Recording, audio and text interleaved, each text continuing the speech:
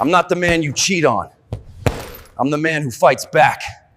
The rain hammered my windshield like bullets from heaven's machine tool, each drop exploding into 1,000 smaller pieces before sliding down the glass in defeated streams. I was under the hood of my '98 Chevy, trying to coax life back into the alternator with nothing but curse words and a prayer when I heard my wife's voice drifting through our kitchen window. God, Jake, he has such a huge, Vanessa's voice carried that breathless quality I hadn't heard in months. I mean, it's incredible. We recorded everything last night. I froze, wrench halfway to the battery terminal. The rain suddenly seemed quieter, like the world was holding its breath along with me. Aren't you worried Nick will find out?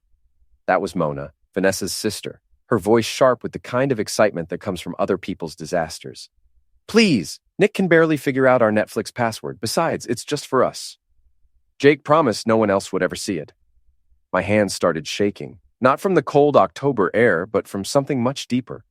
Something that felt like my chest was caving in on itself. I'd been Nicholas Nick Brennan for 34 years, owned Brennan's boxing gym on 5th Street for the last 8. Married to Vanessa for 12 years, though the last 2 felt like doing time in a minimum security prison where the warden had stopped caring about rehabilitation. You're playing with fire, Vanessa, Mona continued.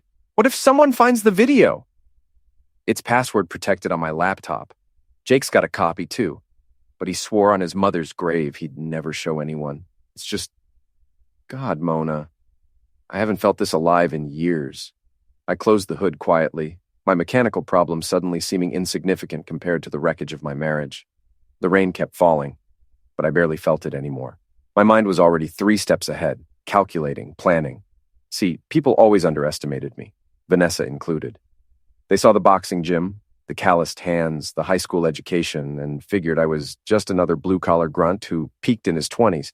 What they didn't know was that I'd spent the last 5 years teaching myself everything about computers, networks, and digital security. Started as a hobby when I was setting up the gym system. Turned into something more when I realized how much the world was moving online. I walked back into our house, tracking mud across Vanessa's precious hardwood floors. She was still on the phone, pacing around our kitchen in her silk pajamas, the ones I'd bought her for Christmas 2 years ago. I have to go, she said quickly when she saw me. Nick's back. She hung up and turned to me with that practiced smile, the one that used to make my heart skip, but now just reminded me of a politician at a press conference. How's the car, honey? She asked, not really caring about the answer. Fixed, I lied. Just needed some attention. That night, after Vanessa fell asleep, I fired up her laptop. Password protected, she'd said. I almost laughed. Her password was our anniversary date, followed by our daughter Sophie's birth year. Took me exactly 1 try. The video was in a folder labeled Personal Training. Cute. Jake Morrison, trust fund, baby-turned-tech entrepreneur, had certainly been getting personal training from my wife. 43 minutes of it, to be exact. High definition, multiple angles, my wife doing things with Jake that she hadn't done with me in years. I sat there for maybe 10 minutes watching my marriage disintegrate in real time on a 13-inch screen. Then I did what any reasonable person would do. I uploaded it to every social media platform Vanessa used, tagged her entire law firm, her college sorority group, our neighborhood Facebook page, and for good measure sent it directly to her boss, Mr. Feldman. The subject line read, Vanessa's personal training session, thought you should see her dedication to fitness. Then I went to bed and slept better than I had in months. Vanessa's phone started buzzing at 5:47 a.m. By 6:15, it sounded like an angry hornet's nest had taken up residence on her nightstand. She grabbed it with the kind of desperate urgency usually reserved for natural disasters and lottery drawings. Her face went through about 12 different shades of pale before settling on a color I'd never seen before. Something between chalk and old cheese. Nick, her voice was barely a whisper. What did you do? I was already dressed, sitting on the edge of our bed, lacing up my work boots. What do you mean? She held up her phone. The screen showed 47 missed calls and over 200 text messages. Everyone's seen it, everyone. My boss, my coworkers, my mother, Sophie's teachers. What the hell did you do? Me? I stood up, grabbed my jacket. I didn't do anything. I was fixing the car, remember? Maybe you should ask Jake. He seems to be good with technology. The first text message was from her boss. Vanessa, we need to talk. Immediately. The second was from her mother. I can't even look at you right now. The third was from our 19-year-old daughter, Sophie. Mom, what the hell? My roommate just showed me something that made me want to transfer schools. I walked toward the door, leaving Vanessa sitting there in her silk pajamas, staring at her phone like it was about to explode. Which, in a way, it was. Where are you going? She called after me. The gym. Some of us have real work to do. Nick, please, we need to talk about this. I turned back to her. She looked smaller somehow, like the weight of her choices was physically pressing her down into our mattress. Talk? You mean like how you talked to Mona about Jake's huge device?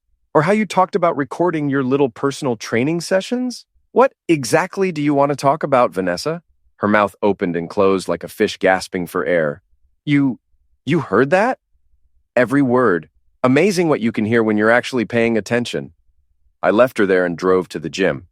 The radio was playing some country song about cheating wives and broken hearts. I turned it up loud enough to rattle the windows.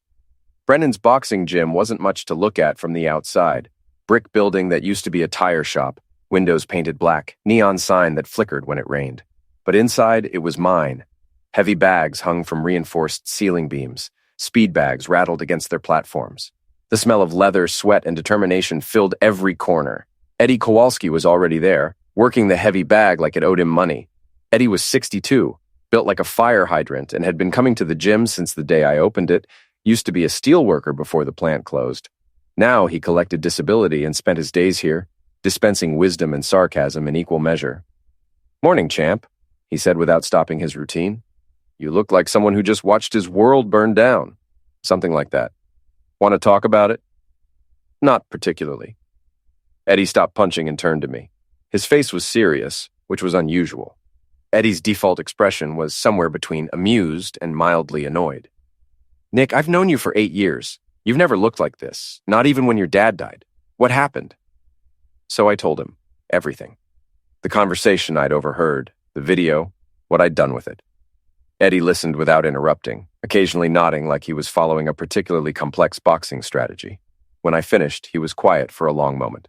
Then he started laughing, not the polite chuckle you give when someone tells a mildly funny joke, but the deep, belly-shaking laughter that comes from genuine appreciation. "Jesus Christ, Nick, you just nuked your wife's entire life from orbit. She nuked our marriage first." Fair point.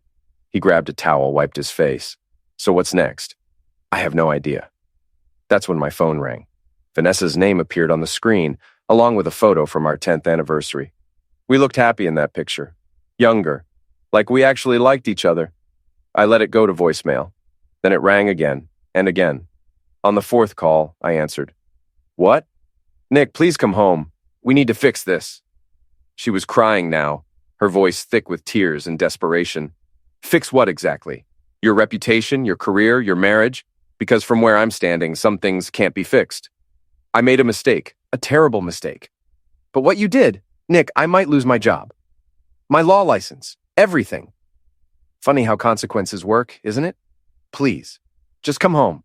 We can work through this." I looked around the gym, at the punching bags, the weights, the ring where I'd taught dozens of kids how to defend themselves. This place was real, honest. Nobody here pretended to be something they weren't. "I'm home," I said, and hung up. By noon, the video had been shared over 300 times. By evening, it was approaching 1,000. Vanessa's law firm, Feldman, Pierce & Associates, had a strict morality clause in their employment contracts. Something about maintaining the dignity and reputation of the firm. Apparently, starring in amateur pornography with local tech bros didn't qualify as dignified. I learned all this from Tina Walsh, Vanessa's best friend and fellow attorney. She showed up at the gym around 7, still wearing her courtroom suit and the kind of expression usually reserved for funeral directors. "You son of a witch," she said by way of greeting. Eddie looked up from where he was cleaning equipment. "Lady, this is a private gym, members only." "It's okay, Eddie. Tina's here to tell me what a terrible person I am." Tina walked closer, her heels clicking against the concrete floor like a countdown timer. "Do you have any idea what you've done? Vanessa's career is over. Finished. Feldman fired her this afternoon." "Fired her for what? Exercising? Staying in shape? Isn't physical fitness important for lawyers? Don't be cute, Nick. You know exactly what you did." I stopped wrapping my hands and looked at her, really looked at her. Tina had always been attractive in that sharp, professional way that screamed, "I went to an expensive college and I'll never let you forget it." But there was something else in her expression now, something that looked almost like fear. What I did was share a video my wife made with another man. In our bed. In our house. While I was working 60-hour weeks to pay for her student loans and our mortgage. She made a mistake. A mistake is forgetting to buy milk. A mistake is missing an exit on the highway. What Vanessa did was a choice. 43 minutes worth of choices. Tina's face flushed red. You're destroying her life over one indiscretion. One? I laughed, but there wasn't much humor in it. Tina, how long have you known about Jake? The question hung in the air like smoke from a fire that wouldn't die. Tina's expression shifted, just slightly, but enough for me to catch it. I don't know what you're talking about. Sure you do. You're Vanessa's best friend. You two tell each other everything, so how long have you known she was cheating on me? That's not 6 months, a year, since the beginning?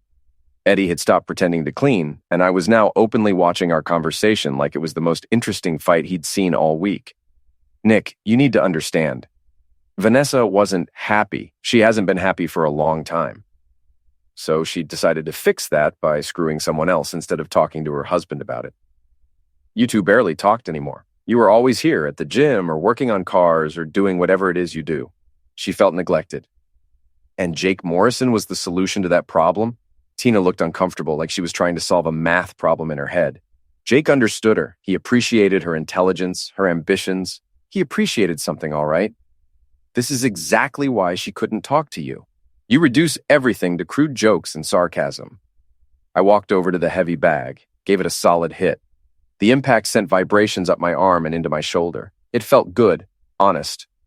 You want to know what's crude, Tina? Crude is having your wife tell you she's working late while she's actually getting railed by some trust fund baby in his downtown loft.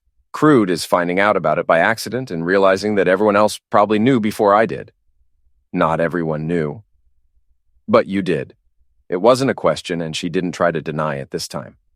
Yes, I knew, but I begged her to end it. I told her she was making a mistake. When did it start? Does it matter? It matters to me. Tina sighed, suddenly looking older than her 36 years. Last spring, they met at that charity fundraiser for the Children's Hospital. Jake was one of the sponsors. 8 months. My wife had been cheating on me for 8 months, and her best friend had known the entire time. I punched the bag again, harder this time. Did you help her? Cover for her? Nick? Did you help her? Sometimes. If she needed an alibi, but only because I thought she'd come to her senses and end it. I turned away from the bag and looked at both of them. Eddie, who was trying to pretend he wasn't listening to every word. Tina, who looked like she wanted to be anywhere else in the world. Get out, I said quietly. Nick, please, let's talk about this like adults. Adults don't help their friends cheat on their spouses. Adults don't lie for 8 months. Adults don't make excuses for betraying someone's trust. I was trying to protect you. No, you were protecting Vanessa. There's a difference. Tina gathered her purse, straightened her jacket. At the door, she turned back. This isn't over, Nick. Vanessa's going to fight for her marriage. She should have thought about that before she started fighting for Jake's attention. After she left, Eddie and I stood in the quiet gym for a few minutes. The only sounds were the hum of the fluorescent lights and the distant traffic on 5th Street. So, Eddie finally said, what's the plan? Plan? Come on, Nick. I've been around long enough to recognize the look of a man who's not done fighting. What's the plan? I unwrapped my hands, thinking about Tina's parting words. Vanessa was going to fight for her marriage. After 8 months of cheating, after making videos with another man, after lying to my face every single day, she was going to fight for our marriage. I don't know yet, I said. But she's right about one thing. This isn't over. Jake Morrison lived in the kind of downtown loft that screamed, I have more money than sense. Glass walls, exposed brick, furniture that looked like it belonged in a museum. His BMW was parked in the building's private garage, gleaming under the fluorescent lights like a blue metallic middle finger pointed directly at working-class America. I'd spent the last 3 days planning this moment. 3 days of watching Jake's social media, learning his routines, figuring out his schedule. 3 days of Vanessa calling, texting, showing up at the gym, begging me to work things out. 3 days of our daughter Sophie refusing to return my calls because she was too embarrassed to talk to anyone. It was 2 a.m. on a Thursday when I made my move. The parking garage was empty, except for Jake's BMW, and a few other expensive cars belonging to people who thought money could insulate them from consequences. I'd brought supplies, a bucket of fish guts from Murphy's Seafood, they were throwing them out anyway, a knife for the tires, and a little note I'd written on gym letterhead. The fish guts went into the air conditioning intake. The knife went into all 4 tires. The note went under the windshield wiper. Next time, try dating someone who isn't married. Management. I was back home and asleep by 3 a.m. The next morning, my phone rang at 7:30. Unknown number. Is this Nick Brennan? Who's asking? This is Jake Morrison. I think we need to talk. I almost laughed. Do we? You vandalized my car. Did I? That's a serious accusation. Do you have proof? The security cameras caught everything. Now I did laugh. Then I guess you should call the police. Maybe I will. Maybe you should. I'm sure they'd love to hear about how you've been screwing another man's wife for 8 months. Great publicity for your tech company. There was silence on the other end. I could practically hear Jake's brain working, calculating the cost-benefit analysis of pressing charges versus letting it slide. What do you want? He finally asked. I want you to stay away from my wife. That's between Vanessa and me. No, Jake, that's between you and me. Vanessa's just the prize you thought you were winning. You don't understand. Vanessa and I have a real connection. We're in love. Love. I tasted the word like it was something sour. Is that what you call making sex tapes with married women? That was private. Not anymore. Another long pause. When Jake spoke again, his voice had lost some of its confidence. Look, Nick, I'm sorry about how this happened, but Vanessa wasn't happy in your marriage. She told me you two barely talked, barely touched each other. She felt like she was dying inside. And you were just trying to help her feel alive again? Something like that. How noble of you. I know you're angry. I get it, but taking it out on my car isn't going to solve anything. I was quiet for a moment, letting him think he might be getting through to me. You're right, I finally said. Vandalizing your car was childish, immature, not the kind of thing a grown man should do. Exactly. Next time, I'll do something more creative. I hung up. An hour later, Eddie showed up at the gym with coffee and donuts from Murphy's Bakery. He took one look at my face and started grinning. You look like a man who had a productive evening? I have no idea what you're talking about. Uh-huh. And I suppose you don't know anything about Jake Morrison's BMW getting trashed in his parking garage last night? How would I know about that? Eddie pulled out his phone, showed me a Facebook post from one of our mutual friends. Jake had posted photos of his ruined car, along with a rant about psychotic husbands and criminal behavior. He's offering a $5,000 reward for information leading to the arrest of whoever did it, Eddie said. $5,000? That's insulting. His car's worth at least 60 grand. So you did do it. I didn't say that. Eddie bit into his donut, chewed thoughtfully. You know he's going to come after you, right? Rich boys like that don't just let things slide. Let him come. Nick, I'm serious. This Jake character has money, connections. He could make your life very difficult. More difficult than finding out your wife's been cheating on you for 8 months? More difficult than having everyone in town know about it? More difficult than watching your marriage implode on social media? Eddie considered this. Fair point. That's when Vanessa walked in. She looked like she hadn't slept in days. Her usually perfect hair was pulled back in a messy ponytail. She wasn't wearing makeup, and her clothes looked like she'd slept in them. Nick, we need to talk. Eddie started to leave, but I stopped him. Stay. Whatever Vanessa has to say, she can say it in front of you. This is private. Nothing about our relationship is private anymore, remember? You made sure of that when you decided to star in your own personal porno. She flinched like I'd slapped her. Please don't do this here. Do what? Have a conversation with my wife? In my own gym? Jake told me about his car, about what you did. I didn't do anything to Jake's car. The security cameras show someone in dark clothes and a baseball cap. Could be anyone. She stared at me for a long moment, like she was seeing me for the first time. I don't know who you are anymore. I'm the same person I've always been, Vanessa. The difference is, now you have to look at me while you're lying. I never lied to you, Eddie snorted. I held up a hand to quiet him. You never lied to me? What do you call 8 months of working late and client dinners and girls' nights out? Those weren't lies. They were omissions. Omissions. I nodded slowly, omitting the part where you were fucking someone else. Don't be crude. I'll be as crude as I want. This is my gym, my business, my life that you decided to blow up for some tech bro with daddy issues. Vanessa's composure finally cracked. Tears started flowing down her cheeks, and her voice broke when she spoke. I'm sorry, Nick. I'm so sorry. I know what I did was wrong. I know I hurt you, but please, can't we try to work through this? Can't we go to counseling or something? Counseling. I looked at Eddie, who was watching this whole scene like it was better than cable TV. She wants to go to counseling. After 8 months of cheating, Eddie added helpfully. After making a Zex tape, I continued. After getting caught, Eddie finished. After lying about it, I added. After her friend helped cover it up, Eddie said.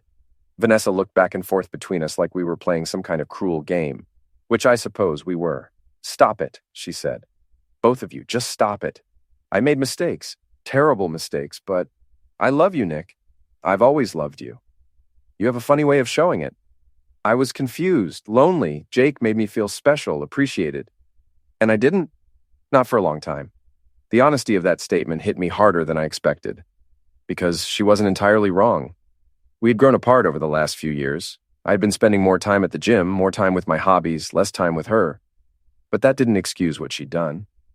So, instead of talking to me about it, instead of suggesting counseling then, you decided to solve the problem by cheating. It wasn't supposed to happen, it just did. For 8 months? I kept trying to end it, but Jake, he's very persuasive. I bet he is.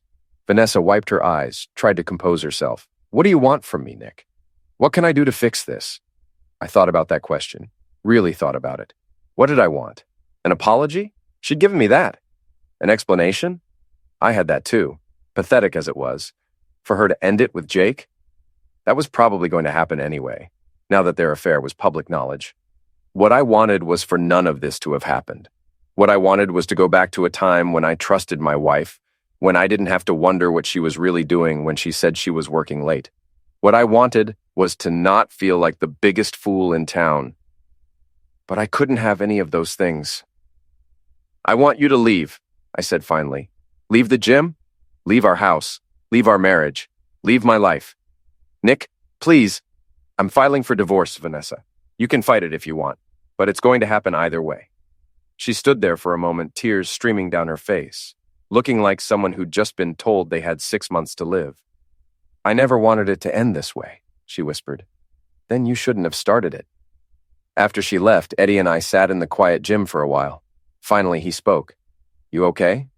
No, but I will be. What's next? I looked around the gym at the life I'd built with my own hands. It wasn't much, but it was mine.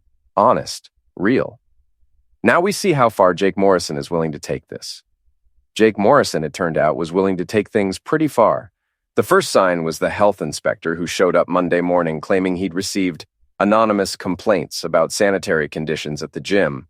He spent 3 hours going through every corner of the place with a magnifying glass and a bad attitude, looking for violations that didn't exist. The second sign was the fire marshal who arrived Tuesday, also responding to anonymous concerns about emergency exits and sprinkler systems. Another 3 hours, another fruitless search for problems. The third sign was the city zoning officer who appeared Wednesday, questioning whether a boxing gym was appropriate for our neighborhood, despite the fact that we'd been operating legally for 8 years. Someone's got it out for you, Eddie observed, watching the zoning officer measure the distance between our front door and the street. Someone with enough pull to get city officials jumping through hoops. Can't imagine who that might be. Rich boys not playing around. Neither am I. That evening, I decided it was time for round 2. Jake's BMW was in the shop, but he'd been driving a rental Mercedes while waiting for repairs. It was parked outside Marcello's, the expensive Italian restaurant downtown where he was presumably having dinner. I didn't touch his car this time. Instead, I went inside. Marcello's was the kind of place that charged $30 for pasta and acted like they were doing you a favor. Jake was sitting at a corner table with 2 other men in expensive suits, probably investors or business partners. He was gesturing animatedly, telling some story that was making his companions laugh. I walked over to their table and sat down in the empty 4th chair. Mind if I join you? Jake's face went through several interesting color changes before settling on a shade that reminded me of raw hamburger. What are you doing here? Having dinner. Great restaurant. I hear the fish is especially fresh. His dining companions looked confused, glancing back and forth between Jake and me like they were watching a tennis match. Gentlemen, Jake said, his voice tight with barely controlled anger, this is Nick Brennan, the husband I was telling you about. Ah, said one of them, a silver-haired man in his 60s. The one with the vandalism problem. Alleged vandalism, I corrected. Never been charged with anything. Yet, Jake said. True, but then again, infidelity used to be illegal too. Times change. The silver-haired man looked uncomfortable. Perhaps we should discuss this later, Jake. No, please, I said. Don't leave on my account. I was just wondering if Jake here had told you about his hobby. Hobby? The other man asked. Photography. Video work, specifically. He's quite talented. Very artistic. Isn't that right, Jake? Jake's face was now approaching purple. You need to leave. Now. Actually, I was hoping to discuss a business proposition with you. What kind of proposition? I pulled out my phone, opened up the video that had started this whole mess, the one that now had over 5,000 views across various platforms. I'm thinking of starting a production company, adult entertainment. Your work with my wife shows real promise, very professional quality. Great lighting, good camera angles. You've got a real eye for the business. Jake's dining companions were now staring at my phone screen with the kind of horrified fascination usually reserved for car accidents. Is that... the silver-haired man began. Jake's audition tape, I finished. What do you think? Does he have what it takes to make it in Hollywood? Jake lunged across the table, grabbing for my phone. I pulled it back just in time, standing up as he knocked over a wine glass and sent pasta flying across the white tablecloth. Easy there, Spielberg. You don't want to cause a scene. The entire restaurant was now staring at our table. Jake was standing in the middle of the wreckage of his business dinner, his face red with rage and embarrassment, his expensive suit stained with marinara sauce. You're insane, he hissed. Maybe, but I'm not the one who thought it was a good idea to screw another man's wife and film it. I walked away, leaving Jake to explain to his investors why he'd just destroyed a perfectly good dinner over a cell phone video. Behind me, I could hear him trying to salvage the situation, his voice high and desperate. Outside, I sat in my truck and watched through the restaurant's window as Jake's business partners gathered their things and left. One of them threw money on the table. The other shook his head in disgust. Jake sat alone among the wreckage, staring at his hands. My phone buzzed with a text message from Vanessa. Stop this, please, you're destroying everything. I typed back, I didn't start this war, but I'm sure as hell going to finish it. 20 minutes later, Jake came out of the restaurant. He walked to his rental Mercedes, got in, and sat there for a long time. I could see him on his phone, probably calling someone. His lawyer, maybe? Or his father, who owned half the commercial real estate in the city.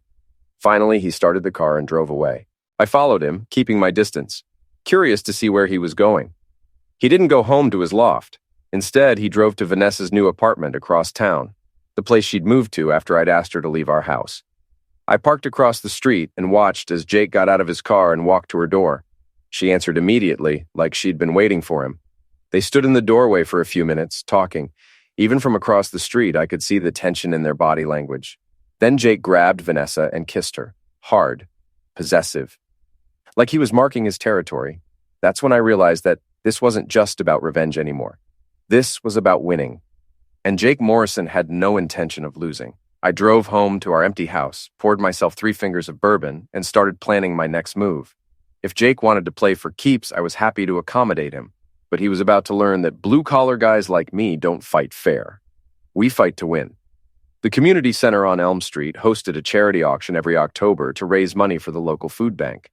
It was one of those events where everyone who was anyone in town showed up to see and be seen, bid on overpriced donated items, and feel good about themselves for helping the less fortunate.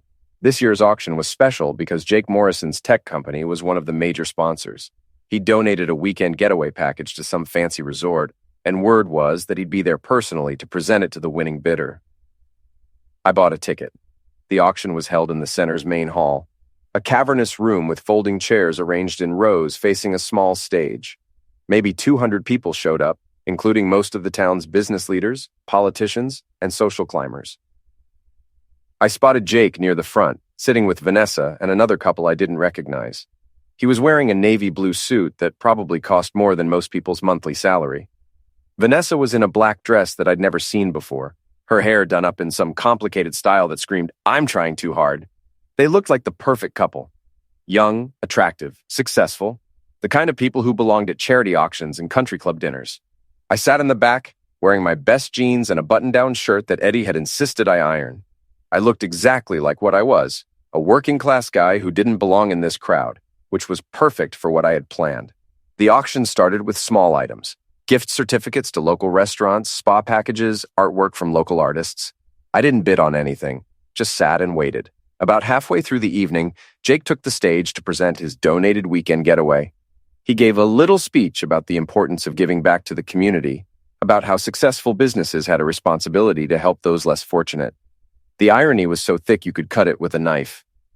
"The bidding will start at $500, the auctioneer announced. Hands went up around the room. The bid quickly climbed to 1,000, then 1,500. 2,000, called out a woman in the third row. 2,500, countered a man near the front. The bidding slowed at 3,000. The auctioneer was about to close when I raised my hand. 5,000. The room went quiet. Heads turned to look at me, sitting alone in the back row like some kind of avenging angel in denim. Jake's face went pale.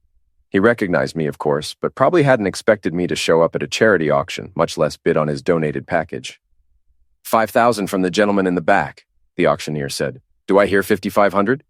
No one else bid. 5,000 was more than the package was worth, and everyone knew it. Going once, going twice. Sold to the gentleman in the back for $5,000. I walked to the front of the room to claim my prize. Jake was still on stage, looking like he'd rather be anywhere else in the world. "Congratulations," he said stiffly, handing me the envelope containing the resort information. "Thank you," I replied. "This is perfect. My wife and I have been needing a getaway." The words hung in the air like a challenge. Everyone in the room knew about Vanessa and Jake. The video had made sure of that. But here I was, publicly claiming my wife, acting like nothing had changed. Jake's jaw tightened. "I thought you two were separated." "Separated?" I looked out at the crowd, many of whom were leaning forward in their chairs, not wanting to miss a word of this unexpected drama. "Who told you that?" "I just assumed." "You know what they say about assuming, Jake. It makes an A out of you and me. Though in this case, mostly you." A few people in the audience chuckled. Jake's face was now approaching that familiar shade of red I'd come to enjoy. "Well," he said, trying to regain control of the situation, "I hope you and Vanessa enjoy the resort." "Oh, we will. Though I should probably preview it first, make sure it's appropriate. You know how these places can be. Some of them have hidden cameras in the rooms." The chuckling stopped. The room was now dead silent. Jake stared at me, his mouth opening and closing like a fish gasping for air. In the audience, Vanessa was sinking lower in her chair, probably wishing she could disappear entirely. What are you implying?" Jake finally managed. "I'm not implying anything. I'm just saying that privacy is important when you're trying to have a romantic weekend with your wife. You never know who might be watching. Or recording." That's when Jake snapped. "You son of a witch!" he snarled, lunging toward me. I sidestepped easily, letting his momentum carry him past me. He stumbled, caught himself, and spun around to face me again. "Gentlemen, please," the auctioneer said, but no one was paying attention to him anymore. "You think you're so clever," Jake said, his voice shaking with rage. "You think you've won something here?" "I think I've won exactly what I paid for, a weekend getaway package donated by a generous local businessman who likes to make home movies." Jake swung at me then, a wild, desperate punch that had no technique behind it. I caught his wrist easily, twisted it just enough to make him wince, and pushed him away. "You might want to work on your form," I said conversationally. "I run a boxing gym if you're interested in lessons." That's when the police showed up. Someone had called them when the situation started getting heated. 2 officers walked into the community center just as Jake was picking himself up off the floor, his expensive suit wrinkled and his dignity in tatters. "What's the problem here?" asked the older officer, a sergeant named Miller who knew me from my gym. "This man attacked me," Jake said immediately, pointing at me like I was some kind of dangerous criminal. "Attacked you?" Sergeant Miller looked at Jake, then at me, then at the 200 witnesses who had watched the entire exchange. "What exactly did he do?" He provoked me. Said things about my personal life." "What kind of things?" Jake looked around the room, suddenly realizing that explaining what I'd said would require him to explain why it was provocative, which would mean talking about the video, in front of 200 people, many of whom had probably already seen it. "Never mind," he muttered. "Are you filing a complaint?" Miller asked. Jake looked at me, standing there calmly in my iron shirt and best jeans, holding the envelope containing his donated weekend package. Then he looked at Vanessa, who was staring at her hands like they contained the secrets of the universe. "No," he said finally. "No complaint." "Then I suggest you gentlemen shake hands and go your separate ways," Miller said. I extended my hand to Jake. He stared at it for a long moment, then reluctantly shook it. "Good doing business with you," I said. Jake didn't respond. He walked back to his seat, sat down next to Vanessa, and spent the rest of the auction staring at the floor. I left the community center with my weekend getaway package and the satisfaction of knowing that I'd just publicly humiliated Jake Morrison in front of half the town. But more importantly, I'd sent a message. I wasn't going anywhere. I wasn't backing down, and I wasn't finished. The war between Jake Morrison and me was far from over. But after tonight, everyone in town knew who was winning. 3 days after the charity auction, I got a call from my lawyer. "Nick, we need to talk," said Patricia Hendricks, the woman who'd handled my business incorporation and would now be handling my divorce. "Can you come in this afternoon?" "What's this about?" "Jake Morrison's father is Harold Morrison. You know, Morrison Development. They own about 40% of the commercial real estate in this city, including the building where your gym is located." My stomach dropped. "Are you telling me what I think you're telling me?" "Your lease is up for renewal next month. Word is they're not planning to renew it." I sat in my truck outside the gym, staring at the building I'd called home for 8 years. The place where I'd taught kids how to defend themselves, where I'd helped ex-cons get their lives back together, where I'd built something real and meaningful with my own hands. And now Jake Morrison's daddy was going to take it away from me. I walked inside, where Eddie was working the speed bag with the kind of intensity that suggested he was imagining it was someone's face. "You heard," he said, without stopping his routine. "How'd you find out?" "My cousin works in the Morrison Development Office. Says Harold Morrison himself called a meeting this morning. Your lease renewal was the only item on the agenda. How long do I have?" 30 days. I sat down on one of the benches, suddenly feeling every one of my 34 years. "So that's it then. Jake wins." Eddie stopped punching and turned to look at me. "You giving up?" "What choice do I have? I can't fight Harold Morrison. The man owns half the city." "Maybe not, but you can fight his son." "I've been fighting his son. This is what it got me." Eddie walked over, sat down next to me. "Nick, I've known you for 8 years. I've watched you build this place from nothing. I've seen you help dozens of people, teach them how to stand up for themselves, how to fight back when life knocks them down. You really going to let some rich boy's daddy scare you off?"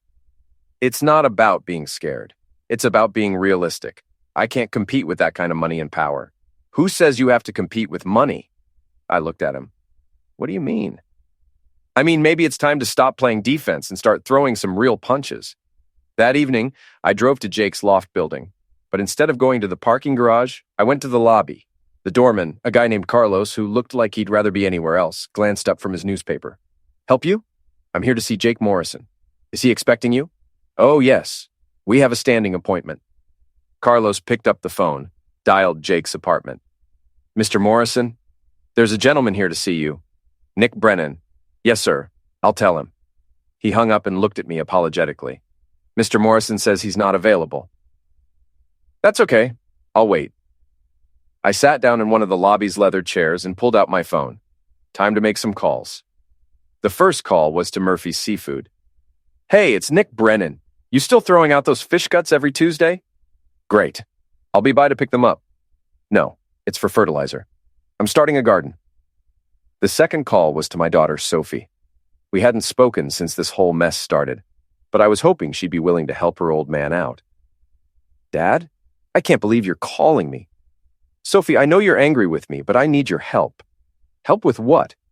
"I need you to set up some social media accounts for me. Anonymous ones." "Dad, what are you planning?"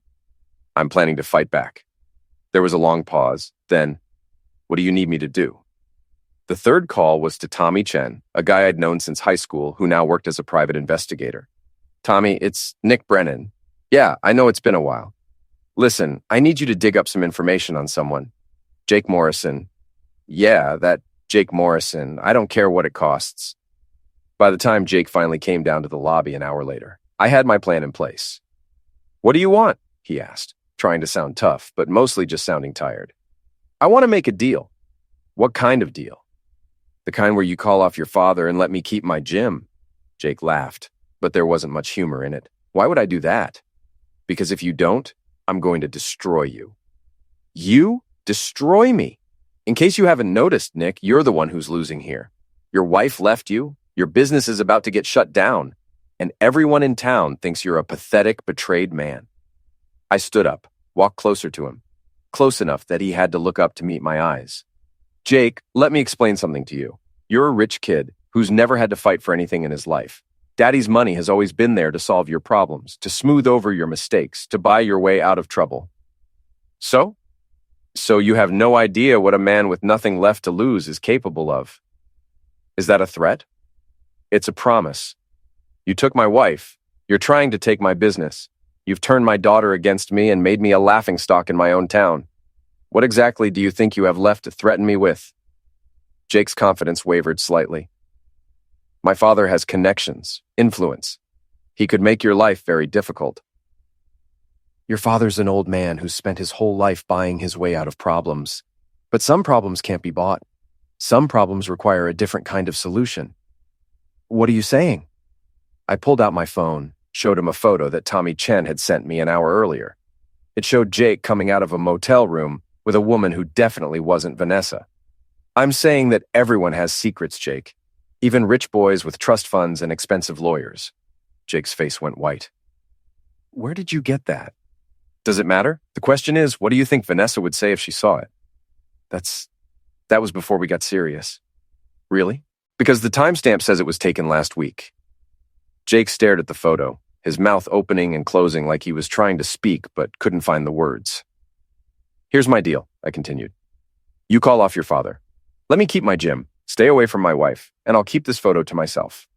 And if I don't, then tomorrow morning this photo gets sent to Vanessa, her law firm, your business partners, and every social media platform I can think of. Along with some other interesting information my investigator has dug up about your business practices. Jake was quiet for a long moment, staring at the photo on my phone screen. You're bluffing, he said finally. Am I? You want to find out? Another long pause. Then Jake pulled out his own phone and dialed a number. Dad, it's Jake. Yeah, about that gym lease. I think we should renew it. No, I changed my mind. Trust me on this one, okay? Thanks, Dad. He hung up and looked at me with pure hatred in his eyes. This isn't over, he said. Yes, it is. You just don't know it yet. I walked out of the lobby, leaving Jake standing there among the expensive furniture and marble floors, looking like a man who just realized he wasn't as smart as he thought he was. Outside, I sat in my truck and called Eddie. It's done, I said. The gym? The gym's safe. Jake's going to back off. What about Vanessa? I thought about that question. My wife was still living with Jake, still believing that he was her ticket to a better life, still convinced that I was the problem in our marriage. Vanessa made her choice, I said finally. Now she gets to live with the consequences. You okay with that? I looked up at Jake's building, at the lights in his loft apartment where my wife was probably waiting for him to come home and tell her about his day. I have to be. But even as I said it, I knew I wasn't done. Not yet. There was still one more move to make, one final play that would end this game once and for all, and Jake Morrison was going to hate every second of it. The photo Tommy Chen had taken of Jake with another woman was just the beginning. Over the next week, my private investigator uncovered a treasure trove of information about Jake Morrison's life, business dealings, and personal habits. Jake, it turned out, was not the successful tech entrepreneur he pretended to be. His company, Morrison Digital Solutions, was hemorrhaging money. His big contracts were mostly with his father's real estate company, essentially Harold Morrison paying his son to play businessman. And Jake's lifestyle was being funded by a trust fund that was rapidly running dry. More importantly, Jake had a gambling problem, a serious one. He owed money to some very unpleasant people in Chicago, and his recent losses at an underground poker game had put him in a dangerous position. But the most interesting piece of information was about Jake's relationship history. Vanessa wasn't his first affair with a married woman. There had been at least 3 others over the past 5 years. all following the same pattern. Jake would target successful, unhappy wives, seduce them with attention and expensive gifts, and then move on when the novelty wore off. He was a hunter, and Vanessa was just his latest sufferer. I could have used this information to destroy Jake quietly, behind the scenes, but that wouldn't have been satisfying. After everything he'd put me through, after the humiliation and the pain and the sleepless nights, I wanted him to suffer publicly. I wanted everyone to see who Jake Morrison really was. The opportunity came sooner than I expected. The Riverside Country Club was hosting their annual Fall Gala, a black tie fundraiser that drew the city's elite. Jake would be there, of course, along with Vanessa and most of the people who mattered in local business and politics. I wasn't invited, but that had never stopped me before. I rented a tuxedo from Murphy's Formal Wear, the same place where I'd rented my wedding tux 12 years earlier. It still fit, mostly, though the years had added a few pounds and some gray to my temples. Eddie thought I was crazy. "You're going to crash a country club party? Nick, they'll throw you out before you make it through the front door." Maybe, but I only need 5 minutes. 5 minutes to do what? To tell everyone the truth about Jake Morrison. The Riverside Country Club sat on a hill overlooking the river, its colonial facade lit up like a wedding cake against the October sky. Valets in white jackets were parking BMWs and Mercedes, while men in tuxedos and women in evening gowns made their way up the front steps. I waited until the party was in full swing before making my entrance. The ballroom was packed with maybe 300 people, all of them drinking champagne and pretending to care about whatever charity was benefiting from their tax-deductible donations. I spotted Jake immediately. He was standing near the bar with Vanessa and another couple, looking every inch the successful young businessman in his perfectly tailored tuxedo. Vanessa was wearing a red dress that probably cost more than most people's monthly rent, her hair styled in an elaborate updo that screamed, "I'm trying to fit in with people who have more money than me." They looked happy, content, like they belonged in this world of privilege and pretense. I walked over to them. "Evening, Jake? Vanessa?" Vanessa's face went pale. Jake's jaw tightened, but he managed to keep his composure. "Nick, I didn't expect to see you here." "I bet you didn't." The couple they'd been talking to looked uncomfortable, sensing the tension but not understanding its source. "Perhaps we should find our table," the woman said, grabbing her husband's arm. "No, please stay," I said. I was just about to tell Jake how much I appreciate everything he's done for me lately. "Nick," Vanessa said quietly, "please don't do this here." "Do what?" "Thank Jake for his generosity, for his business advice, for showing me what kind of man he really is." Jake's composure was starting to crack. "I think you've had too much to drink." "Actually, I haven't had anything to drink. I'm stone cold sober, which is more than I can say for you last Tuesday night at Murphy's Tavern." The color drained from Jake's face. He knew exactly what I was talking about. "I don't know what you mean." "Sure you do. Tuesday night, you were there with that blonde from the insurance office. What's her name? Kelly. Karen, the one with the wedding ring and the husband who works for the fire department?" Vanessa turned to look at Jake, confusion and suspicion warring in her expression. "Jake, what is he talking about?" "Nothing, he's just trying to cause trouble." I pulled out my phone, opened the photo Tommy had taken. "Is this nothing?" Vanessa stared at the screen, her face cycling through disbelief, hurt, and finally rage. "You son of a witch," she whispered. "Vanessa, I can explain." "Explain what? That you're cheating on me the same way you cheated with me?" The conversation was starting to attract attention. Other guests were turning to look, sensing drama in the air like sharks sensing blood in the water. "This is a private matter," Jake said, his voice tight with barely controlled panic. "Private?" I laughed. "Jake, nothing about your life is private anymore. Just like nothing about my marriage was private after you and Vanessa decided to make your little home movie." A woman nearby gasped. Someone else whispered, "Oh my God." The crowd was starting to gather, drawn by the spectacle of a public confrontation at their exclusive party. "You want to know who Jake Morrison really is?" I continued, raising my voice so everyone could hear. "He's a trust fund baby whose company is going bankrupt. He owes money to bookies in Chicago, and he makes a habit of seducing other men's wives." "That's enough," Jake snarled, stepping toward me. "No, Jake, it's not nearly enough." I pulled out a manila envelope, the one Tommy Chen had given me that morning. "Would you like to see the receipts? The gambling debts? The bank statements showing your company's losses? Or maybe you'd prefer to explain to everyone here why you've been borrowing money from your father's business to pay off loan sharks? Jake's face was now completely white. Sweat was beading on his forehead despite the air conditioning. You're lying. Am I? Should I call your father over here? I'm sure Harold would love to discuss your recent withdrawals from the company account. That's when Jake snapped. He lunged at me, just like he had at the charity auction, but this time there was real desperation behind it. He caught me off guard, and we both went down, rolling across the polished marble floor, in a tangle of expensive fabric and flailing limbs. The crowd scattered, women screaming and men shouting. Someone was calling for security. Someone else was calling the police. Jake was on top of me, throwing wild punches that mostly missed their mark. He was stronger than I'd expected, but he had no technique, no training. I managed to roll him over, pin his arms, and hold him down until security arrived. "Get off me!" he screamed, his face red with rage and humiliation. "Get off me, you psychotic fool!" Psychotic? I looked up at the crowd of people surrounding us, their faces a mixture of shock, disgust, and fascination. "Ladies and gentlemen, I'd like you to meet the real Jake Morrison, trust fund baby, compulsive gambler, serial adulterer, and all-around piece of human garbage." Security guards pulled me off Jake and helped him to his feet. His tuxedo was wrinkled and torn, his bow tie hanging loose around his neck. He looked like exactly what he was, a spoiled, rich kid who'd finally been called to account for his actions. "This man is trespassing," he told the security guards. "I want him arrested."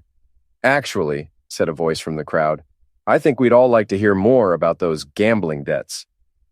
I turned to see Harold Morrison pushing through the crowd, his face grim with the kind of anger that comes from public embarrassment. Behind him was Vanessa, tears streaming down her face, the manila envelope in her hands.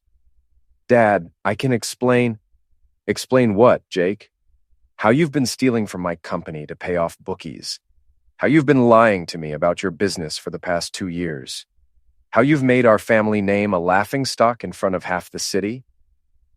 Jake looked around the room, at the faces of people who had respected him, trusted him, done business with him. Now they were looking at him like he was something they'd scraped off their shoes. "This is all his fault," Jake said, pointing at me. "He's been maltreating me, stalking me, trying to destroy my life." "Your life was already destroyed," I said calmly. "I just helped everyone else see it." Harold Morrison walked over to me, his face like stone. "Mr. Brennan, I owe you an apology. And my thanks." "For what?" "For showing me who my son really is, and for saving me from throwing good money after bad." He turned to Jake, his voice cold and final. "Your trust fund is frozen as of tomorrow morning. Your position with Morrison Development is terminated, and you have 48 hours to pay back what you've stolen, or I'll have you arrested for embezzlement." Jake stared at his father in shock. "Dad, you can't—" "I can, and I will. You're no son of mine." Harold Morrison walked away, leaving Jake standing alone in the middle of the ballroom, surrounded by the wreckage of his reputation and his life. Vanessa approached me, still holding the envelope, her face streaked with tears. "Nick, I'm so sorry. I had no idea." "Yes, you did," I said quietly. "You knew exactly what kind of man he was. You just didn't care as long as he was giving you attention." "That's not true, isn't it? You think this is the first time Jake's done this? You think you were special? You were just another conquest, Vanessa. Another married woman who thought she deserved better than what she had." She flinched like I'd slapped her. "I made a mistake." "No, you made a choice. A series of choices. And now you get to live with the consequences." I walked toward the exit, leaving Vanessa standing there in her expensive red dress, finally understanding the price of her betrayal. At the door, I turned back one last time. Jake was still in the middle of the ballroom, surrounded by people who were now treating him like a pariah. His perfect life, his perfect image, his perfect plan to steal my wife and destroy my business, all of it was crumbling around him. "Jake," I called out, my voice carrying across the silent room. "Next time you want to play games with a working man's life, you might want to make sure you know the rules." Then I walked out into the night, leaving behind the wreckage of Jake Morrison's world and the satisfaction of a job well done. ## epilogue.